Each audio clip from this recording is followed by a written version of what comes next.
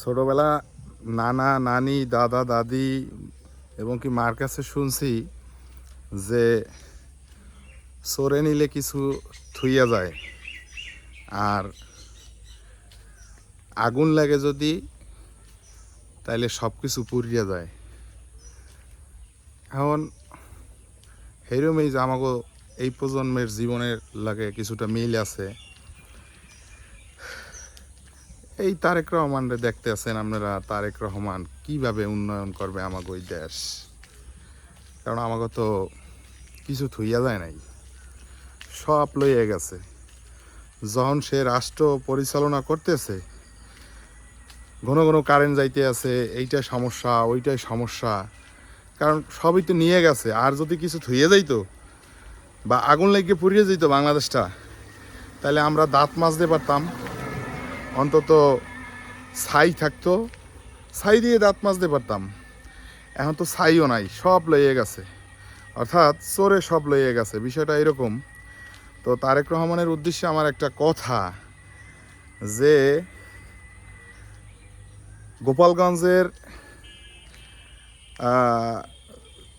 যেমন কম শিক্ষিত বেশি শিক্ষিত যত ছিল ছেলেরা অথবা মেয়েরা, সবই সরকারি চাকরিজীবী। এখন এত সরকারি চাকরিজীবী যোগ্যতা ছাড়াও এরা যেভাবে পাইছে, এখন এগো দিয়ে রাষ্ট্র পরিচালনা করবে আমাকে তারেক রহমান। এই যে প্রশাসন কি পরিমাণে যেমন নিছে, এত প্রশাসন নিছে পুলিশ বাহিনীতে, যে অন্য জেলা বা অন্য অঞ্চল থেকে এত প্রশাসন নেয় নাই তার ক্ষমতা টিকিয়ে রাখার জন্য।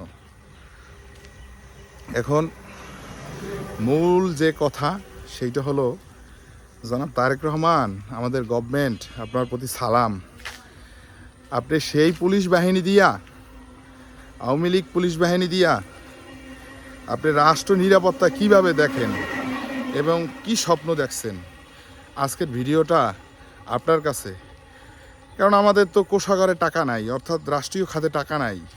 আপনারা যে সিকিউরিটি দিয়ে রাখবে সেই রকম কোনো ওয়েও নাই। আপনি যাদেরকে দিয়ে সিকিউরিটি দেওয়াইবেন তারা তো আপনার পক্ষে না, অর্থাৎ তারা ইচ্ছা মতো তাদের মন গড়া তাদের চয়েসফুল লোকদেরকে তারা চাকরি দিছে। অন্য অঞ্চল বা অন্য জেলায় এত চাকরিজীবী সরকারি নাই, যা গোপালগঞ্জের ছেলেমেয়েরা চাকরি পাইছে আওয়ামী লীগের আমলে।